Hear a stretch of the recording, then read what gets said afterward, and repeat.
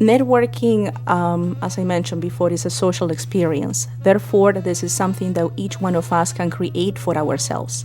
Many of us have many resources available to us in our communities that we may not be aware of. Our local library, the church where we go and pray, an organization in your community where you can go and volunteer. These are all places that people can go to engage others who may have the key for that dream job. And the whole goal, Victoria, is ending isolation, because you can only do so much by yourself. But when you connect with others, you end up creating more opportunities, not only for you, but for others. Yes, and you never know when those opportunities are going to come your way.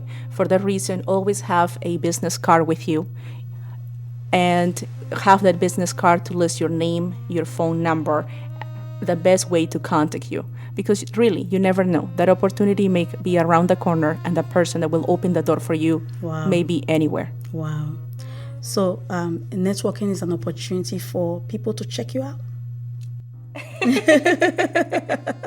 Yes, it's all about learning about each other and how it is that we can actually help each other. That's great.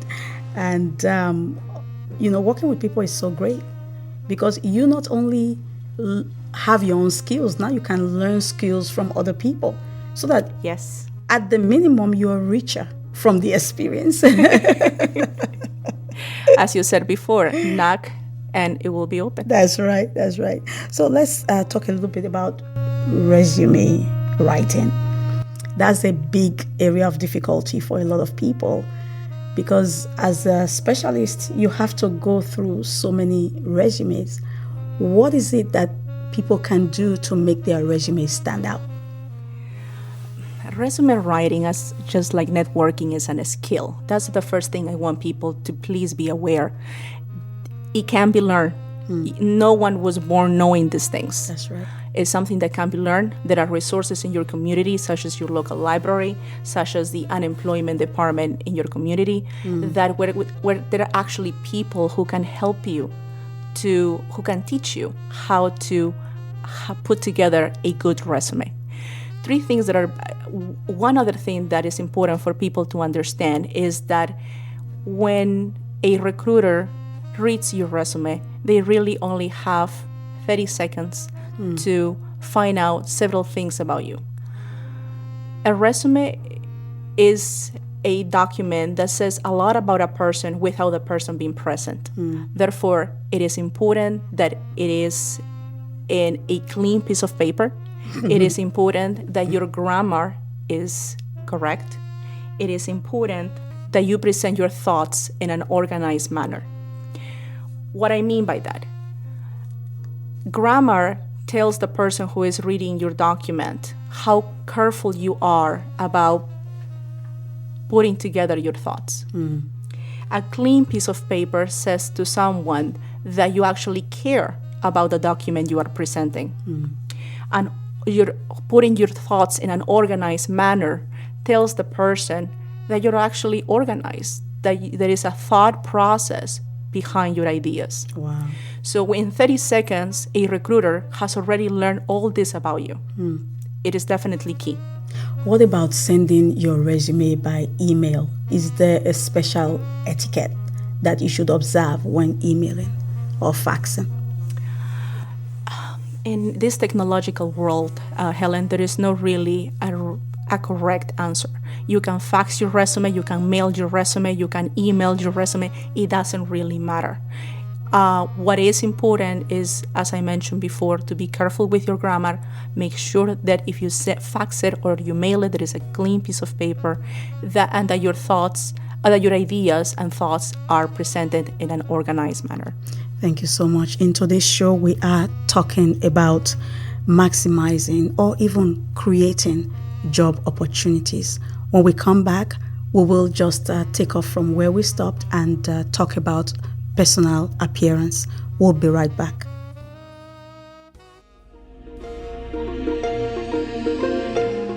God created the man in his image. God created the woman in his image.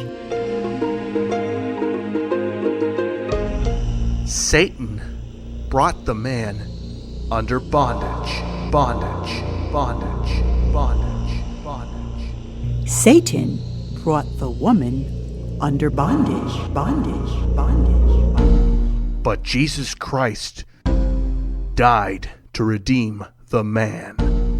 But Jesus Christ died to redeem the woman From Satan's deception, regarding our God-created standing essence, and definition.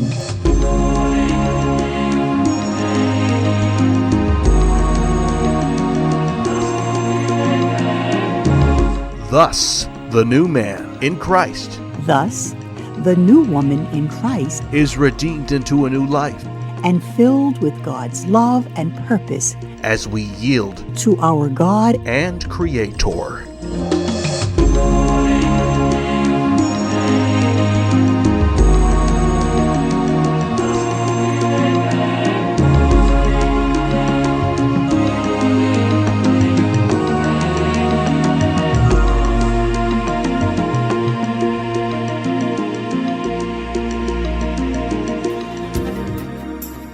The Dr. Helen Kest Show. Please visit helenkest.org. Or you may call 908-608-1001. Again, that number is 908-608-1001.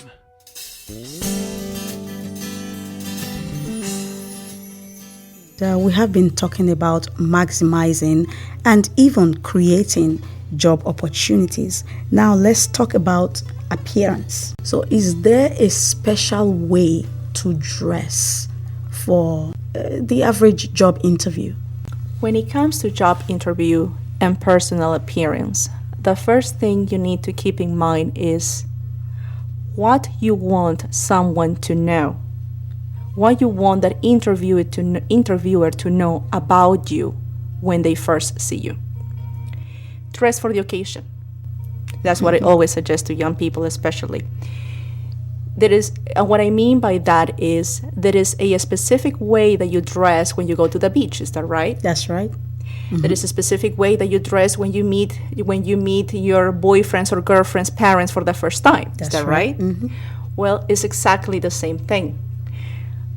Dressing for the occasion is dressing for that job interview, for that dream job that you want to obtain. When it comes to women, my first suggestion is please don't wear too much jewelry. Long nails are definitely a no. Don't wear perfume because you don't know if the person who is going to be interviewing you is allergic. Low cleavage is definitely a no. Jeans and sneakers, out of the question. Now, I can understand that we all have a very unique way of dressing, and there are many other ways we can show our uniqueness without necessarily having to fall into these mistakes. And I'm sure we are all very creative on how we can do that. For the men, do they have to wear suits? For the women, skirt suits or high heels? What about that? It has to be a combination of professional and comfortable. It also depends on what kind of job you're interviewing for. If this is a professional job, then my answer is yes. It is appropriate for you to wear a suit if you're a man or a woman. If this is not a professional job, business casual is just appropriate. Make sure, for pants, definitely slacks, dressing shoes, and a nice shirt is perfect. Thank you. Let's just quickly talk about post-interview etiquette. Some people say that after an interview, you should send a thank you note. Some say you send an email. Some will send long letters, gifts, flowers. What is your recommendation? Definitely no to gift and flowers. That's definitely a no. Now, in terms of whether it's better to send a note, a thank you letter via mail or fax, or an email, there is not really a preference. But if you are going to 3-4 interviews per week, you don't really have time to draft a long letter. That's true. So a recommendation, buy some thank you notes and just write the name of the person that you interview with, thank them for the interview. Try to bring up something very particular to the job interview and sign it. That was absolutely perfect. Same, or if you don't want to send a card or the person prefers to communicate with you via email, send them a short email. 2 sentences is good enough. We'll be right back. Matthew 7, verses 7 through 8. Keep on asking, and you will receive what you ask for. Keep on seeking, and you will find. Keep on knocking, and the door will be open to you. For everyone who asks, receives. Everyone who seeks, finds. And to everyone who knocks, the door will be opened.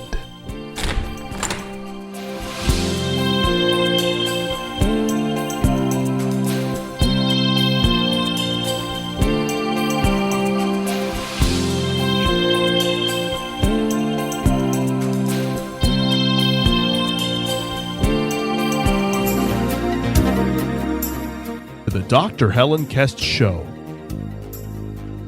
Please visit helenkest.org. Or you may call 908-608-1001. Again, that number is 908-608-1001. Victoria, thank you so much for the education that you have provided for us today, and just for sharing that which you have, not only with us, but with our millions of listeners out there. Thank you so much. So what are your final thoughts? To everyone out there who is listening to the show today, I think the most important messages here is have a vision of what you want and perfect that vision as you learn more and more. Set up short-term and long-term goals, and every day take a step towards reaching your goal, no matter how small the step is. Create opportunities to learn a new skill or to perfect a skill you already have. And maybe most importantly, and one of the hardest things to remember, is that challenges as well as challenging people are the best teachers. Wow. Finding the right job is a self-searching process, and you are not alone in this process. There are many resources out there that can help you. It's a matter of you reaching out to the people and places and organizations that can provide you with that assistance. Department of Unemployment, your local library, a recruiting agency, or a volunteers department. Have a business card with you with your name and phone number all the time, and let destiny create the opportunities for you. If you are ready, the opportunities will come your way. Thank you so much. Thank you, Victoria. In today's show, we have been discussing how you can maximize or even create job opportunities. We hope that this show somehow has helped you in your job-seeking efforts, or will be a great resource for your loved ones or people you know. Our prayer is that God, who created you for the perfect job, will make your dreams come true. God bless you. Thank you so much for listening.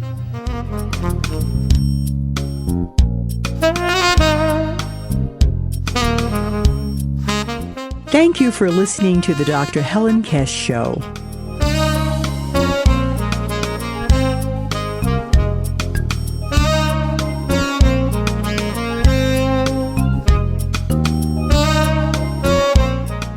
The Dr. Helen Kest Show is a ministry of Force of Faith Broadcast World Evangelism Network.